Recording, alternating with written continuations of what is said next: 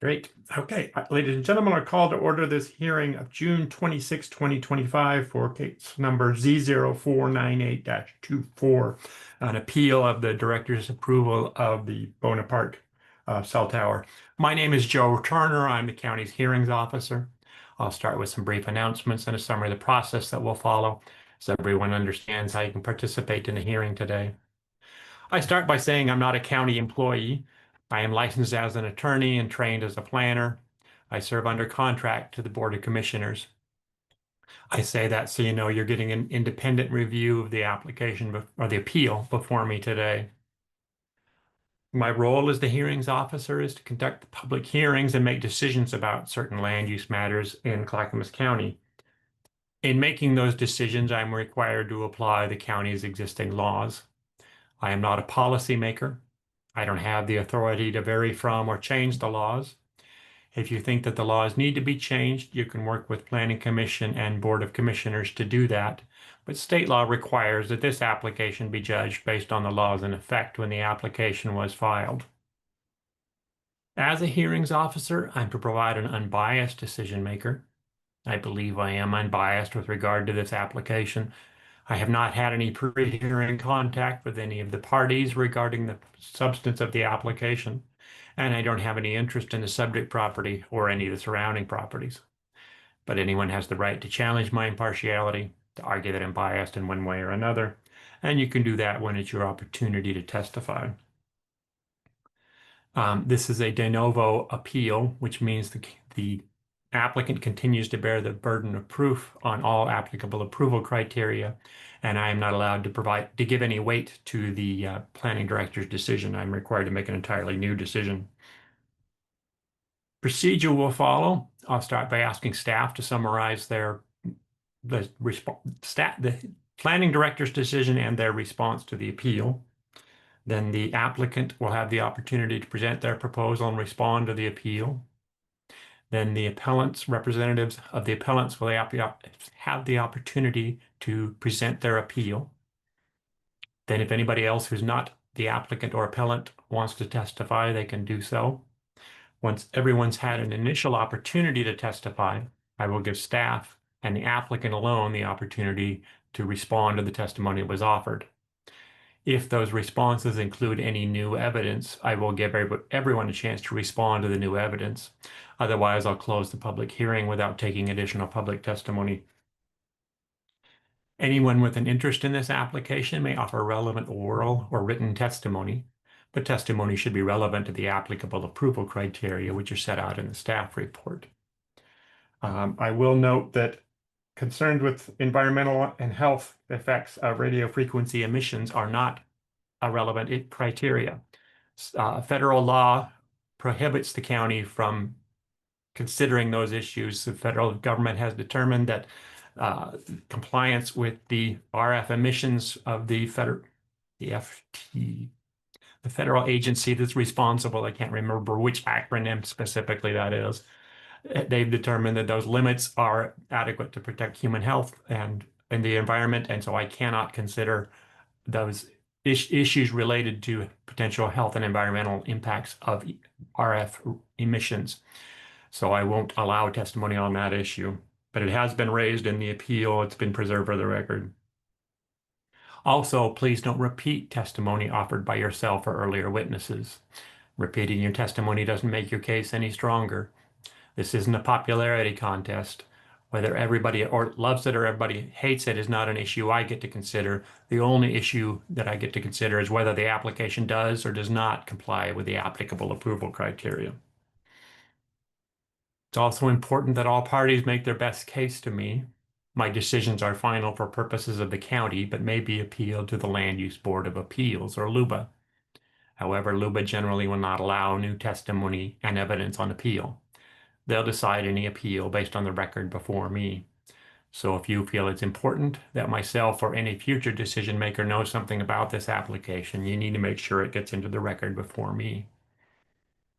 In order to preserve your right to appeal, you or someone expressly representing you must testify orally or in writing before the close of the record.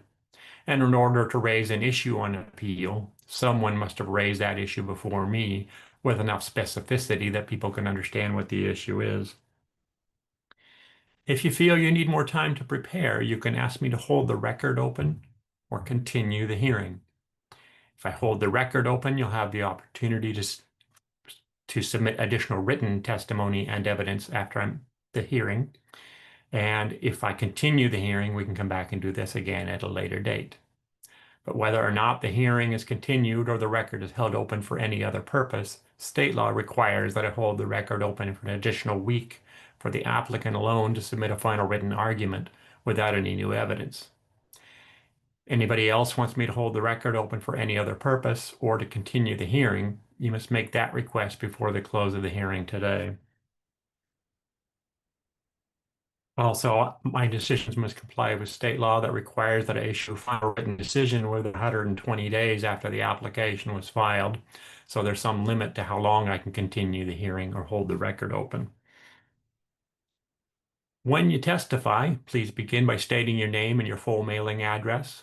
Please spell your last name so I get it right. And if you represent someone else, please say so. As for the technical issues with the Zoom platform, when I call for public testimony, and you want to testify, you can indicate that by clicking on the raise your hand button on your screen. The hand icon will appear next to your name, and I'll call for testimony from that list of raised hands. If you're on the phone, you can hit *9. That will raise your hand, same thing. And then everybody, when you begin your testimony, please state your name and your full mailing address. You will likely need to unmute yourself on your end as well before you testify. When you're done testifying, please mute yourself again so we don't get any feedback. And also please click on the raise your hand button or hit *9 again so the raised hand goes away. We know you've had the opportunity to testify. But that concludes my introduction. Mr. Rodriguez, you want to start us out?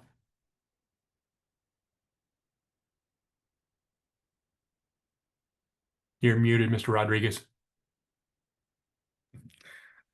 All right, sorry about that. That's all right. Yeah. So this public hearing will be conducted virtually using the Zoom platform. Panelists for today's hearing, which include the hearings officers, county staff, and the applicant, have both audio and video capability. Audience members who have joined the meeting will have their mics muted unless they wish to testify, in which case they will be called upon to do so by the county staff moderator. Audience members' videos will not be turned on at any time. Today's hearing is being recorded as required by law. The county will make every effort to post the recording on the county website later today. There's a designated time during the hearing when it will be open for testimony. The hearings officer will make it clear when this is. If you want to provide testimony, you will utilize the raise hand feature. Attendees on PC and iPad, you have a raise hand button on the Zoom bar, top or bottom, depending on device. When the moderator switches you over to provide testimony, your screen will look different for a little while. Primarily, you will see all participants' camera, not just the one who is speaking. Staff will call upon you when it's time for you to provide testimony. Be sure to provide your name and your mailing address when you begin. Once you have provided your testimony, your mic will be muted and your screen will be returned to normal. If the record is left open at the end of this hearing and you wish to submit additional written testimony, email written testimony to arodriguez@clackamas.us or mail it to Clackamas County Planning and Zoning Division at 150 Beaver Creek Road, Oregon City, Oregon 97045. The staff contact email address is also available on the webpage where you found the Zoom link for today's meeting. Testimony must be received by 4 p.m. on the day the record closes. People who testify and provide their mailing address will receive a copy of the hearings officer's written decision. If you do not wish to testify but would like to receive a decision, you must provide your email or standard mailing address by email to the staff contact for the application or by entering it in the Zoom chat function during the hearing.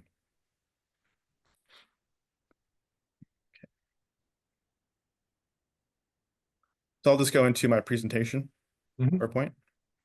Okay, I guess I need to share that. Share my screen.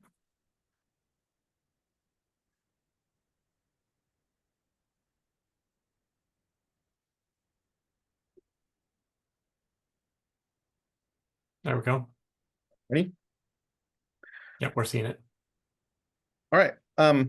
Hello. I'm Aldo Rodriguez. I'm a planner here at Clackamas County.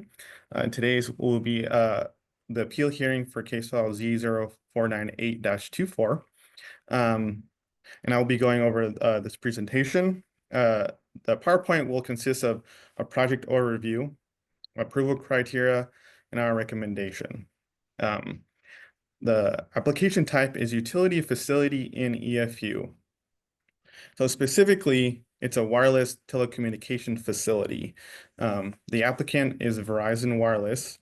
On the application, which is exhibited, the contact or representative is Shannon Prussia, who is here today, and she is joined by Michael Connors, the applicant's attorney, who will speak after my PowerPoint. The appellant is Rochelle and Nolan Wagner. I also have my contact information as well.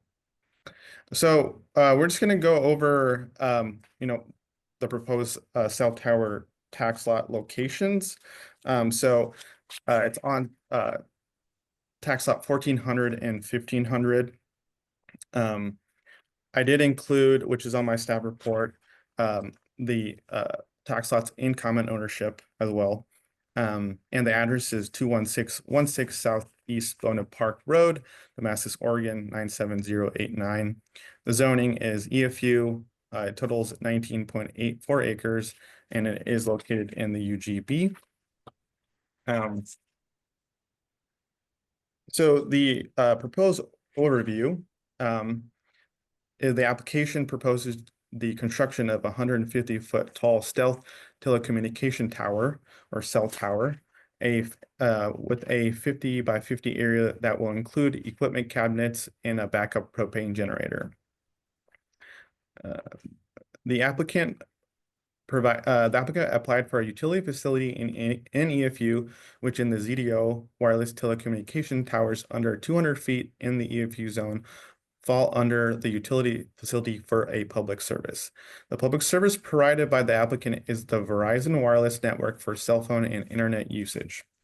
The new cell tower is proposed to increase the lack of coverage in the area due to difficult terrain. The new cell tower will increase coverage and signal strength that will allow cell phone users and internet users to more easily connect to the network. The proposed tower will be designed to look like a fox fir design, which is a fake tree essentially, and will be able to accommodate up to 9 Verizon antennas and various tower mounted equipment. The tower will also be able to facilitate 2 additional carriers below the Verizon antennas. Staff found the subject site as being identified as the necessary location for the public utility service. The initial decision was approved, and it was appealed on June 3rd, 2025. So I included a site plan and kind of just more to show a little bit more where it's going to be located. I did include tax lot 1500 because the driveway is proposed to go through, a small part of it, but it is going to go through tax lot 1500, and this is tax lot 1400. I believe the driveway is an existing driveway, and it comes off of Southeast Bona Park Road, and you can see where it ends here with the hammerhead and then the square perimeter. So the next slide is going to be a little bit more enlarged site plan. So a little bit more detail of the hammerhead, kind of the end of it, and then the 50 by 50 perimeter, the generator, and then the cell tower. So I wanted to include the elevation for the fox fir tree, just to get an idea kind of what it's going to look like, and just, to see the design. It is a fig tree, but just to take a look at what it's going to look like potentially. Okay, so let's talk about the approval criteria. So the subject subject to ZDO section 401, 1006, 1015, and 1307. I'm just going to be focusing today on section 401. Section I address all these criteria, of course, in my staff report that is exhibited, and I wanted to touch on 401 specifically because it's more about the comments received and was more about section 401. Section 1006 is water supply, which there's no water usage on the property. Section 115 is parking and loading, which is addressed and received no comment. And 1307 is procedures. So section ZDO section 401.05 G2 states a utility facility necessary for public use may be established as provided in OAR 660-033-013016A and RS 215.275 and 215.276. And so I just wanted to quickly explain how we got there. So the code in section 401, which is exclusive farm use, mentions wireless telecommunication facilities in two sections. It mentions sections here, which and this is in the table uses in section 401 and 401-1 permitted uses. The first location is as follows: the following types of wireless telecommunication facilities subject to section 835 include level 1 co-locations, level 1 placements on utility poles, and provided that the wireless telecommunication facility includes a transmission tower over 200 feet in height and level 2 co-locations. It also references here as a type 2, which is utility facilities necessary for a public service, including associated transmission lines as defined in ORS 469.300 and wetland waste treatment systems, but not including commercial facilities for the purpose of generating electrical power for public use by sale or transmission towers over 200 feet in height. This category includes wireless telecommunication facilities not otherwise listed in Table 401, permitted uses in the EFU district. So since this cell tower is below 200 feet, it is not listed in Table 835. So thus it would be under the 401.05 G2 section. And I wanted to address that because we did have a comment that it should have been reviewed under a conditional use, which I understand because that section is a little confusing, but in this situation is reviewed under a type 2 application. Okay, so this is the approval criteria, OAR 660-033-0136A, 16A. And so the main things here are show that reasonable alternatives have been considered and that the facility must be sited in an exclusive farm use zone due to one or more of the following factors. So I highlighted reasonable alternatives have been considered and the facility must be sited in EFU zone due to one or more of the following factors. So there's alternative sites, and then it has to meet one or more of these factors. So I'll be, and I have addressed these highlighted factors, which is technical engineering feasibility, locationally dependent, and lack of urban and non-resource lands, and public health and safety. So I'm just this is all my staff report, so it's gonna be read this quickly. But it's a reasonable alternatives and lack of available non-resource land. The applicant provided a list of properties that were notified, which included the subject property. In review, 70% of the properties listed that were sent in inquiry notice are zone RRFF5, which indicates alternative sites were considered and not all resource lands, but as noted, only the subject property owner responded to the inquiry. Per my staff report, co-location was considered, but due to the lack of towers available, it was not feasible. My staff report goes a little bit into more detail for that, but for the sake of brevity, I just kind of kept it short here. Next is technical engineering feasibility. The applicant provided evidence that the proposal meets technical engineering feasibility to be cited on the EFU zone property.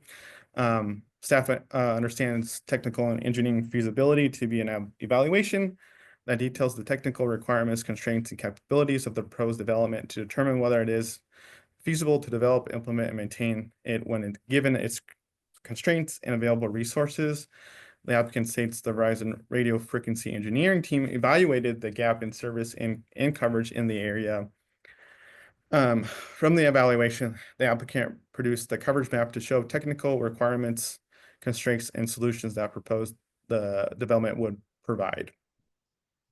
Next is locationally dependent.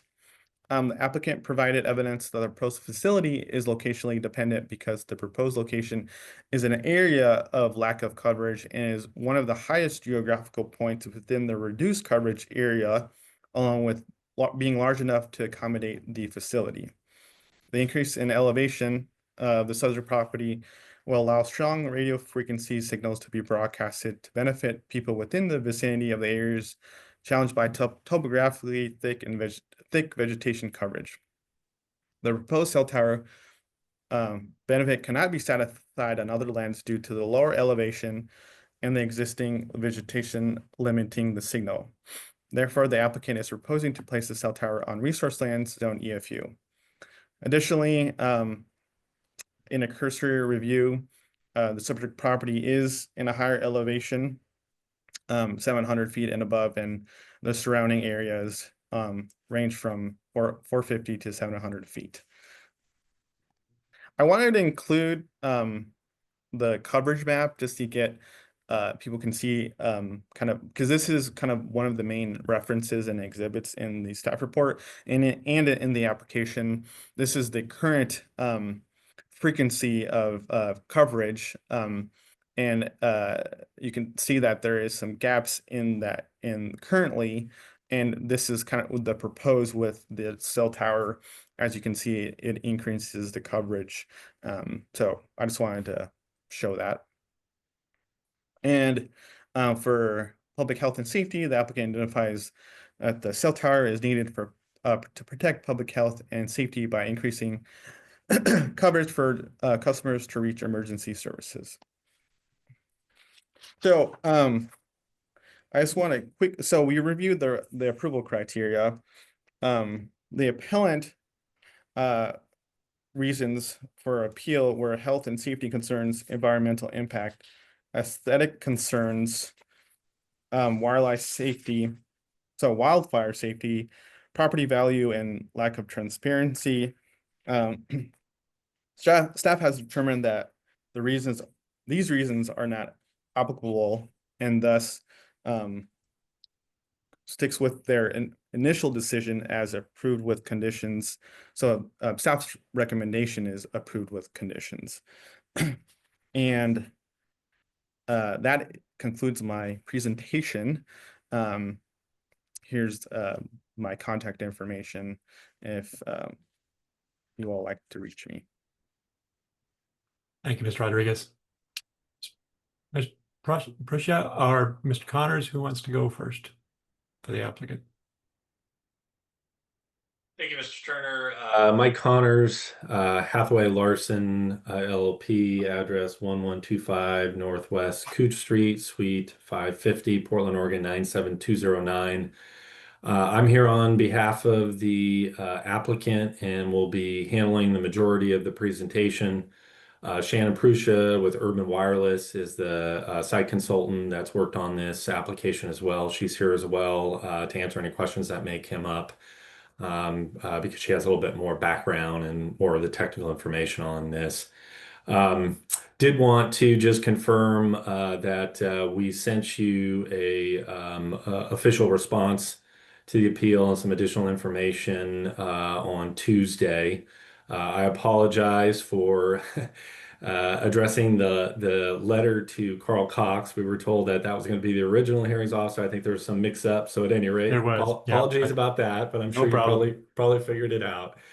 Um, Nonetheless, just want to make sure that's in the record. That's at Exhibit 37 and 40. Yep. And so, if possible, I'm going to go ahead and share my screen and go through a PowerPoint presentation.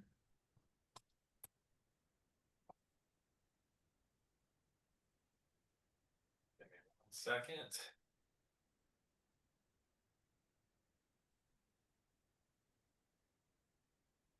All right, can you see that? Yes, Okay, great. but your sound kind of disappeared. We can hear you, but you're very faint. Really? Yeah, I don't know what happened. Is that still the case? Yes. Wait. Huh, Oh, now okay. you're back. Something Oh, changed. I don't know okay, what. great. Well, let me know if I drop off. I mean, Will do. I think the PowerPoint would be helpful, but I would rather you hear me than just watch me go through the slides. And I apologize. A little bit of this is duplicative of what Aldo went through. He did a very thorough presentation, which we appreciate. Just never know when we're creating this how much of this is going to be overlap. But I'll try to go through some of the duplicative information as quickly as possible. And if you have any questions along the way, please feel free to interrupt me and ask away. Um, so as you know, the actual subject property that the facility is proposed on is roughly 16 acres, but there are four parcels that are all under common ownership, which are just under 70 acres in size. Property is zoned EFU. It's a Christmas tree farm with some outbuildings located on it. And the telecommunication facility that we're proposing is located in a hill in an area that's already been cleared of trees. The proposal is for a 155-foot stealth fox fir, or what we call a monofir wireless communication tower. That's one that's designed to look like a tree, so it blends in with the trees in the background. And the site here is located on the top of a hill, and there's a stand of mature trees in the immediate area, and that was the reason for proposing the stealth facility. It will accommodate 9 antennas as well as equipment, and there'll be some ground equipment in a fenced area at the base of the site. This is a coverage and capacity site. There's a significant gap in coverage in this area, and you'll see from looking at the maps, which I'll get to in a second, that it's predominantly to the north and to the east of where this proposed is, where there's the coverage gap. But there also is a capacity element to this as well, because the existing towers tend to get overloaded, and so additional towers allow Verizon to offload that and be able to accommodate all the traffic. And as we all know, we're continuing to use our phones, wireless devices for more and more types of uses that require more and more data. And so that's where the capacity element comes in. And this is a picture of the current coverage map that Aldo shared with you. The optimal color that we're looking for here is red, and this is generally the location. Can you see my mouse? Whoops. Yep, I can see your mouse. Yeah. And here to the northeast is where it gets into some of the orange, which is getting into fair coverage. And then when you get into the blue and the dark blue, that's only outside coverage only. And then the dark blue is basically no coverage.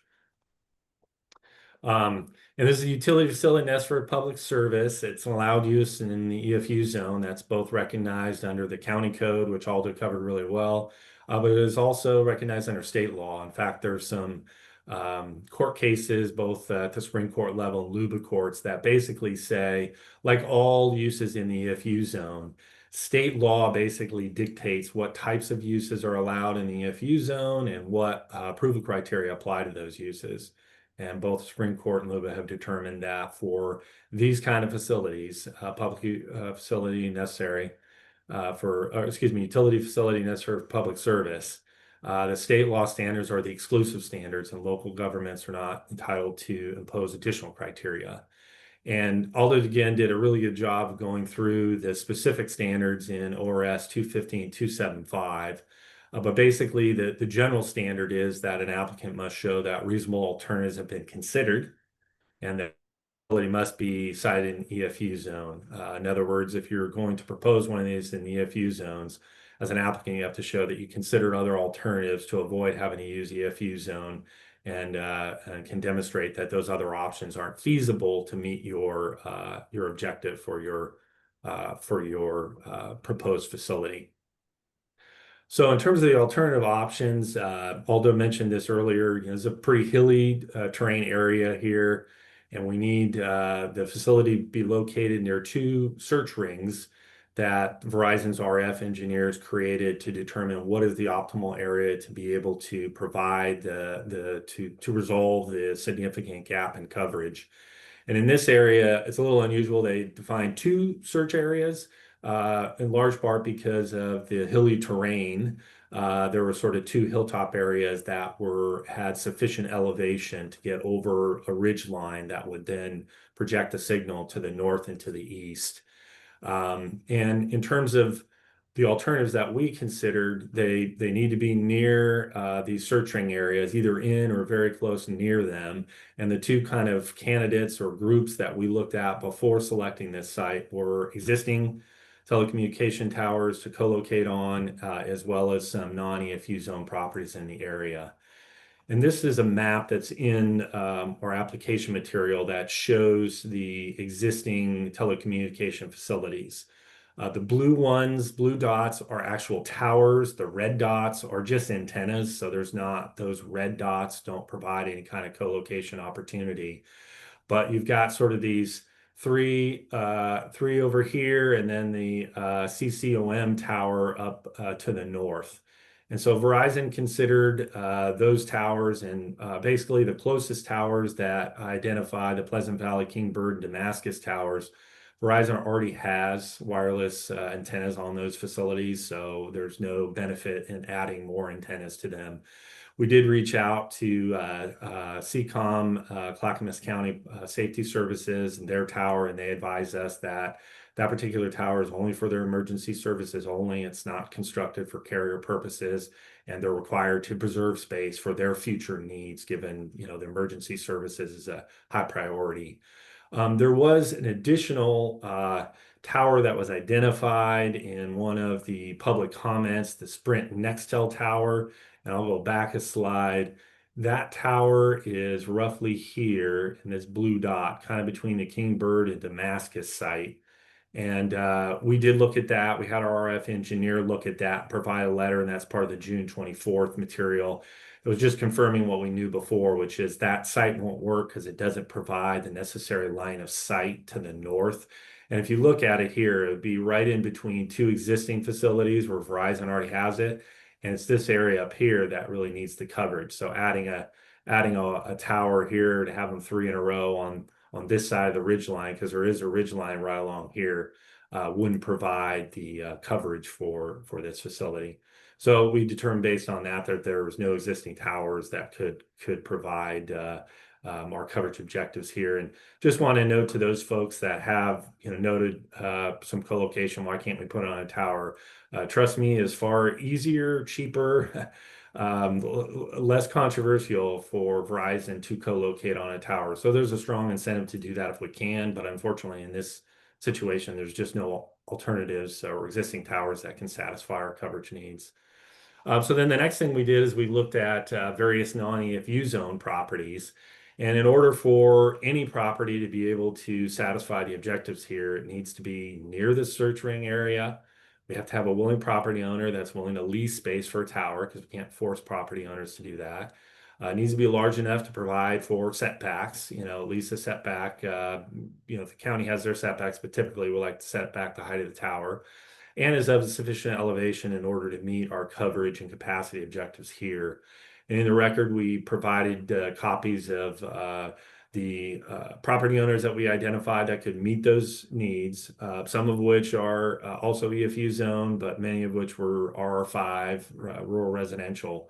And we sent 3 batches of letters indicating what the purpose for the letter was, that we were looking for a new facility out there. We were interested in talking to the property owner about potentially leasing space.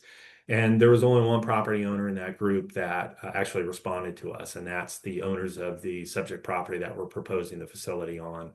And really based on that, it kind of made at least this particular issue relatively straightforward, in the sense that among all the properties, potential candidates, there's only one property that expressed any willingness to lease space for the tower, and that's the subject property. So that really ruled out any of the non-EFU zoned. And so again, here, like I indicated, it meets all the criteria that I just noted. The subject property, it's the highest elevation in the area. And it's got some forested tall trees in the background. And as I indicated earlier, we proposed a stealth facility here, which we're not required to under the criteria. You know, it's not required in the state statutes, and you know, there's no county criteria. Even if we weren't in the EFU, you know, type of category, where we're just a regular tower, there's no requirement that we stealth it. But this property owner, you know, wanted to be sensitive to neighbors' concerns and asked Verizon whether they would be willing to agree to a stealth facility here to minimize visual impacts, and Verizon agreed to do that. And so again, this is sort of looking at that current coverage where there's a gap, and then I just want to show you the contrast. That's what it'll look like with this facility. So as you can see, this entire area up here, significant improvement in coverage between that two, you know, predominantly going from sort of orange, light blue, ultra red up in that area. These are some photo sims that we took just to give an idea of what the tower will look like, and kind of seeing the trees in the area. And this is looking south. Here's another one looking to the west. And then this is a closer one looking to the southwest. And so as you can see, with all the trees in the area, that was the impetus behind the stealth monofur proposal here. And as you heard, you know, county staff reviewed the application, considered the comments from the community, concluded that would satisfy the criteria, and approved the application subject to conditions of approval. Those conditions of approval are acceptable to Verizon, so you could certainly adopt those conditions of approval if you were to approve our application. Want to just briefly kind of go through some of the appeal and neighbor comments, just so it's clear what our position is on them. And there's some repetition on a lot of them, but I'll try to go through it quickly. There were a number of comments related to health, safety, environmental impacts that related to RF emissions. As you indicated, there is federal law. It's the Federal Telecommunications Act, or FTA is what the acronym we usually use. That determines that federal emission standards are the exclusive standards that apply, and that local governments are not permitted to consider concerns about emissions that may conflict with those standards. And really, it's the idea is that wireless is a national utility. We need to have uniform standards.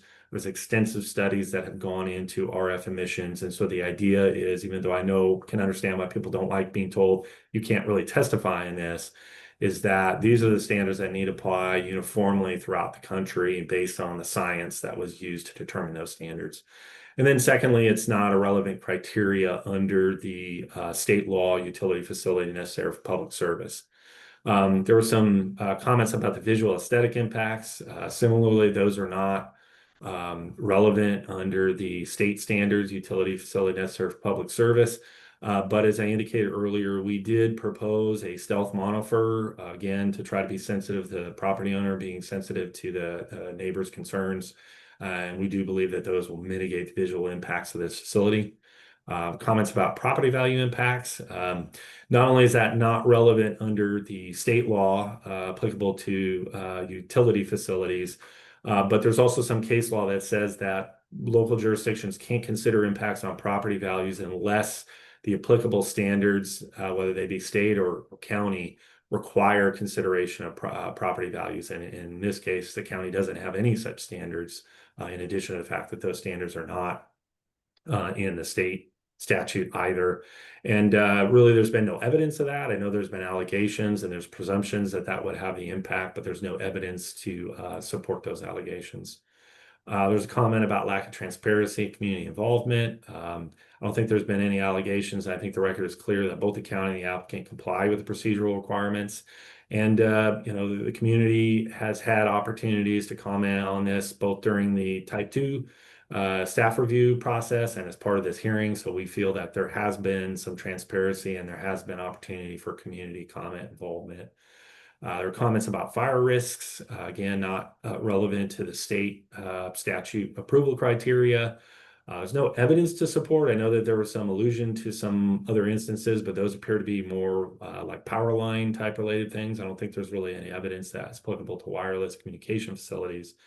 But one other thing to note is that we did, in this case, typically we use a diesel generator, which is there for emergency purposes only. It only runs if there's a power outage to keep the tower running during that time period. And we did agree to put in a propane generator, which is less of a fire risk than diesel. And the last thing to note on that is just say that this was reviewed by county agencies, including the fire marshal, and no concerns or issues were raised. And one of the last comments relates to the applicability of ZDO Chapter 835. I think Aldo did a really good job on this one, but basically it's, those criteria aren't relevant under the state statute, and as Aldo explained in the county code, there's reference to the fact that for certain type of EFU facilities, which this is one of, those particular criteria don't apply. We did address some of them just in a spirit of trying to cooperation to show that we do comply with those nonetheless. But for purposes of your decision, it's our position that those particular criteria are not relevant approval criteria. And so in conclusion, it's a utility facility necessary for public service. We had to consider, reasonable alternatives. We did. We considered co-location options as well as non-EFU zone parcels to put the new tower.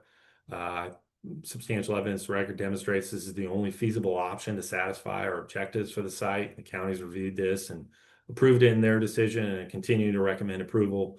And so based on that and the evidence in the record, we request that you deny the appeal and approve our application subject to staff's recommended conditions of approval.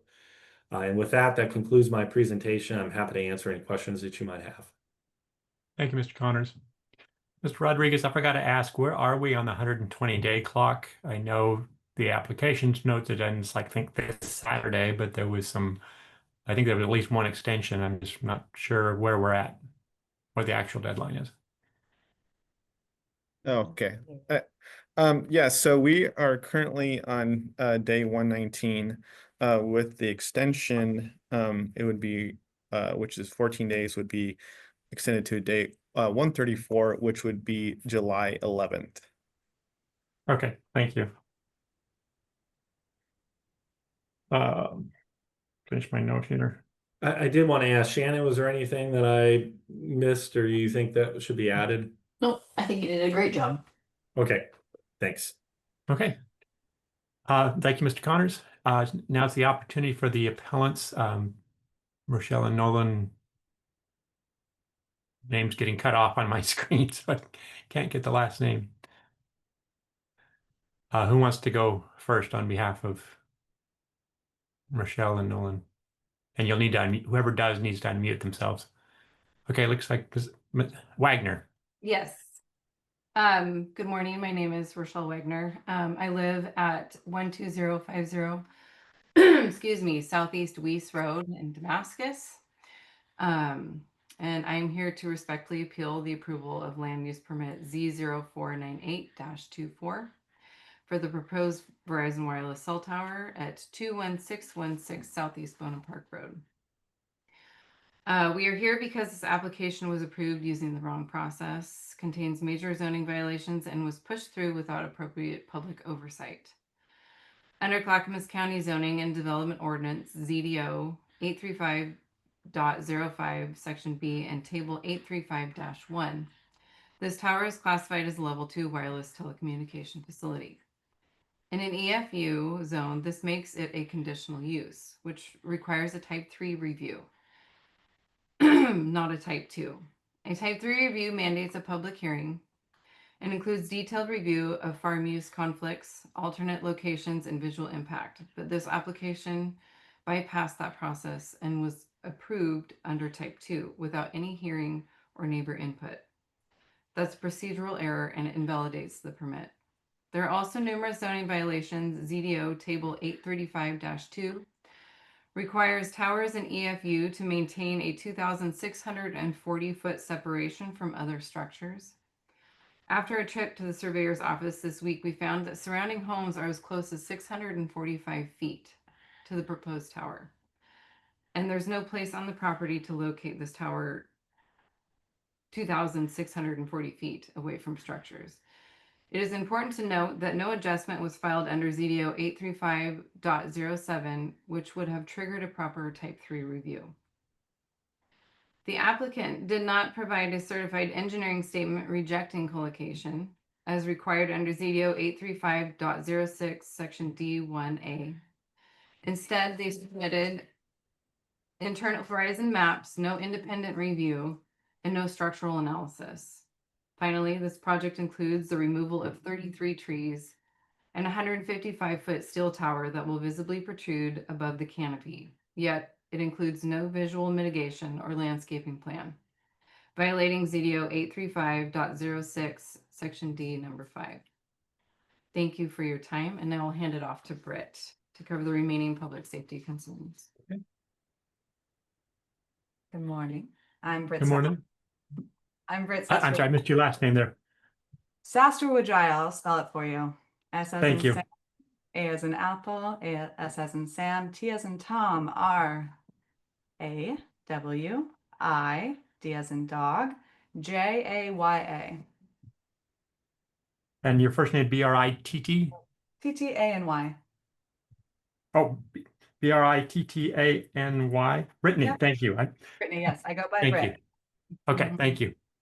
I live at 12303 Southeast Weiss Road in Damascus.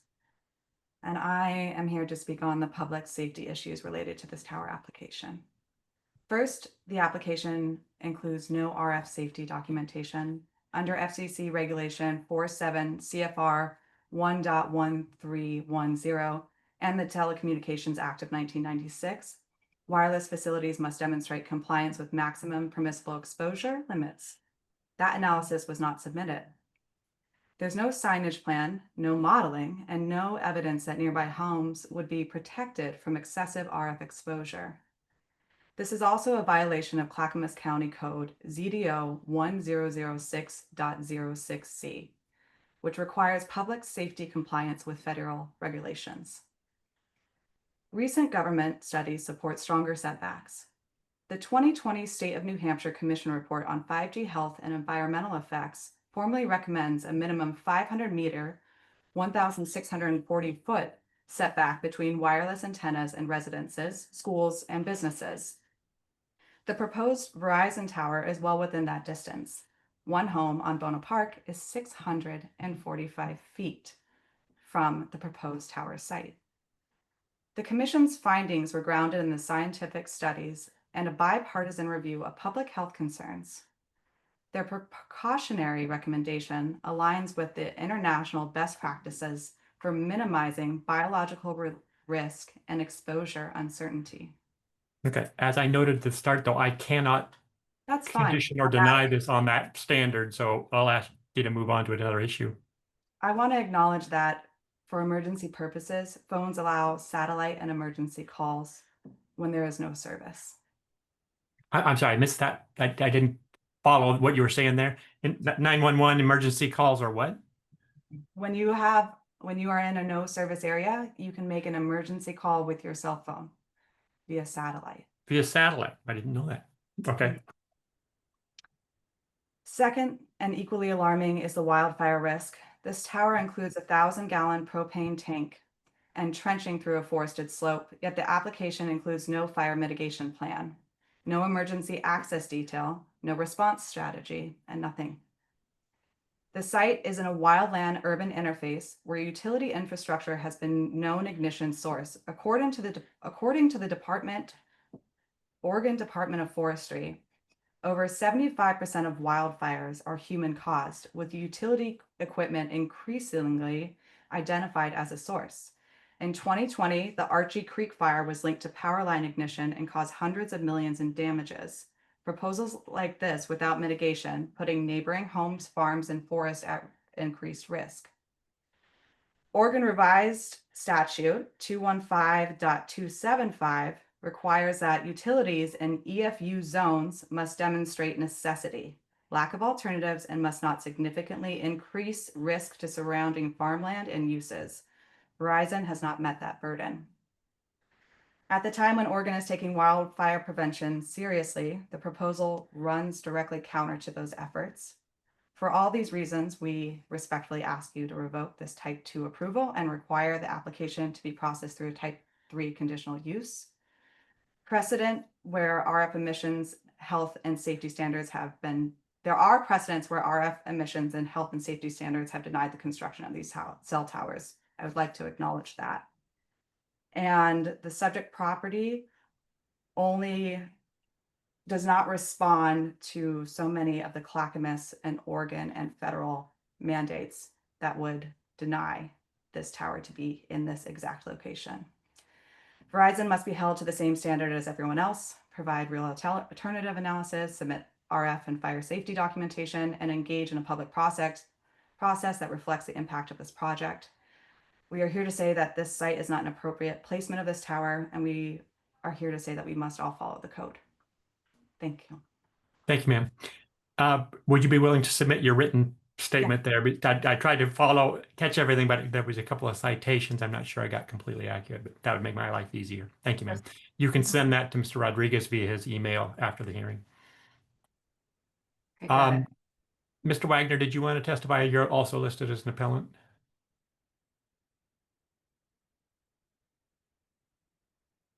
And you're muted. There we go.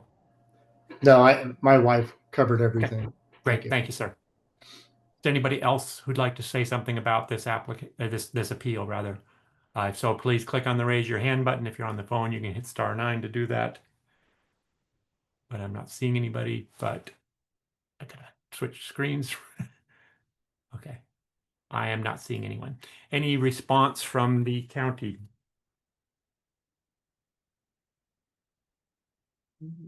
Video. Is my video on? No. Oh, Uh, go ahead. no. I mean, Okay. There you go. There it is. There we Yeah. go. I believe we have covered what is needed in our presentation, in my presentation. So I don't have any comments, and I will defer to the applicant to respond if they choose. Okay. Mr. Connors?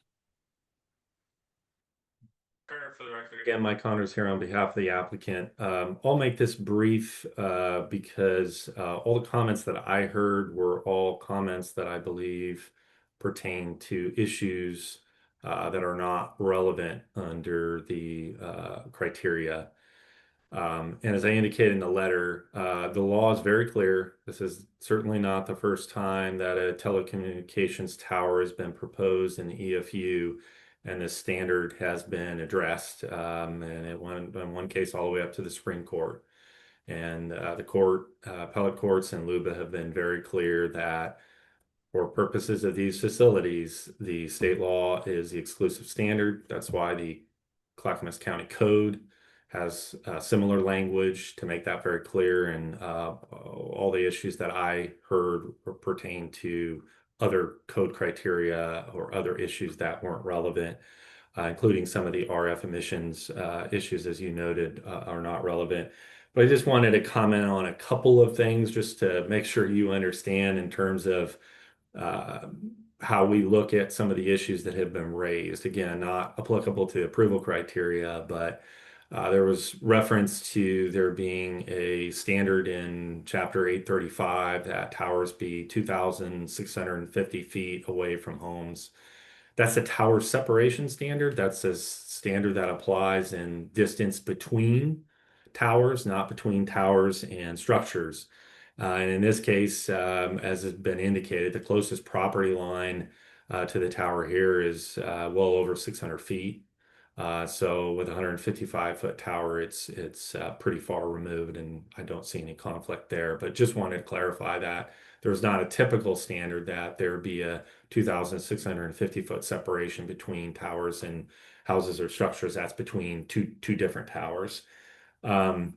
There's also not a requirement that there be a certified engineering statement. It just be evidence from a qualified person, and that's what we submitted. But again, that's under the 835 standards. And there will be structural reviews part of the building permit process. Obviously, Verizon has a very strong interest in making sure that this tower is built structurally sound, because this is a significant investment, and the last thing we'd want to do is do it shoddy and not do it the right way. But there is an official structural permit review process as part of the building permit. There's also, as I indicated, visual mitigation that we did propose, which will, I think, significantly lessen the visual impact than you would if you had a standard kind of monopole, which looks more utilitarian in nature versus one that looks like a tree would blend in with the background trees. Um, in terms of the RF emissions, that is an FCC issues. They're the exclusive jurisdiction that evaluates those, and we're required to strictly comply with those, and will be required to do that for this tower as well.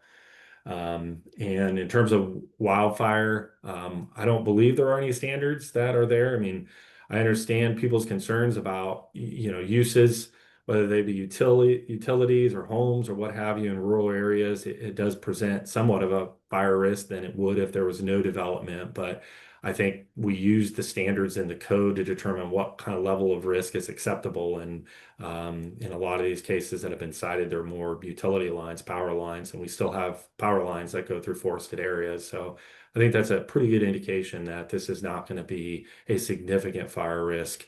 And if it were, there would be something in the code or some comment from the fire marshal that would say that this is an issue.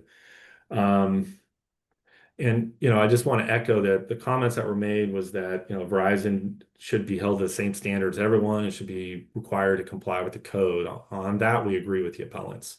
I think it's just a difference of opinion as to what is required. I've been doing land use for about 30 years and representing Verizon for over 20 years. I've done a number of these utility facility type of applications, and these are the standards that are applied uniformly throughout the state. And so we believe that, those are the standards that apply, that we've addressed those standards, and that the evidence demonstrates we complied with it. So understand that there may be differences of opinion, but, as you know, Mr. Turner, that's kind of what the law is. The law defines the rules, and we argue about what the rules really mean. And then, but ultimately the decision is based on what the rules require. So with that, I think I addressed all the issues that I wanted to address in those comments, and I'll go ahead and rest unless, Shannon, you have anything that you want to add. Hi, Shannon Prussia, applicant for Verizon Wireless, address 10376 Southeast Sunburst Way, Happy Valley, Oregon, 97086. I just wanted to add one point of clarity to the comment that 33 trees are being removed. Excuse me, the code does not require us to address a tree removal or tree mitigation plan. However, of those 33 trees, this has historically been a Christmas tree farm. So we are not removing 33 large canopy trees. It's not an active Christmas tree farm, but the trees that are being noted for removal are part of an original planting of Christmas trees, and at some point would be removed otherwise. Thank you. That's it. Mr. Connors? Yeah, I was just going to say, unless you have any questions, I believe that concludes our rebuttal. Okay, you want to submit a final written argument? I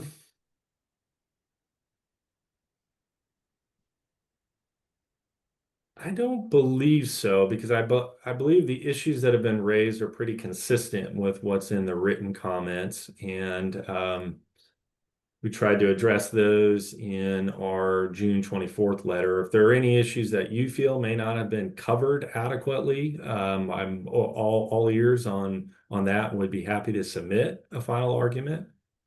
But in terms of the issues that were raised, we believe that those have been addressed in the June 24th submittal.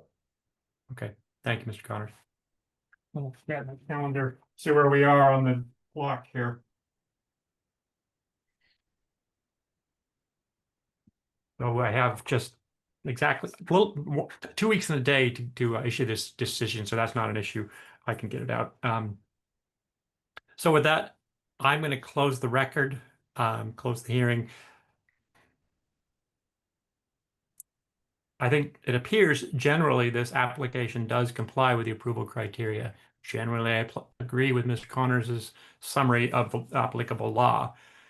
There were a couple of of citations or issues that were raised in some of the comments that I want to make sure I am address or consider before I rule on this specifically. I don't believe that they are relevant or applicable because, as Mr. Connors noted, this is subject to state law because it is a utility facility in the exclusive farm use zone. It is not subject to section 835 of the Clackamas County Code, and the county cannot impose additional requirements. But there were just a couple of things I hadn't heard before, so I want to consider those and address them in my decision. So I'm going to take this under advisement. I'll issue my written decision no later than July 10th. I'll get it to the county by the 10th so they can get it out by the 11th. And actually, that may be. I was gonna say, Mr. Turner, if you do need more time, we're willing to accommodate an Yeah. extension. I don't want you to feel like you I have to realized rush. I have a week vacation starting 5th of July. Okay, So- then Yeah, if you can give me until the 18th of July, that would be Yes, great. I will try absolutely. and get it out before I leave, but just in case. Thank Yeah, you, no, Mr. no. Appreciate Would be that. happy to do that. Yeah, I'd prefer you take your time and be able to deliberate, be deliberative about it rather than rush. So that's not a problem. And if you could submit something in writing to that effect after the hearing. Will do. That would be on the record. And if the witness who testified would please submit your written testimony as well, just so I can follow that. And that concludes our hearing. Like I said, I'll issue my decision as soon as possible, no later than the 18th of July with the extension there. And that concludes our hearing. Thank you all. Have a good afternoon. Appreciate your time.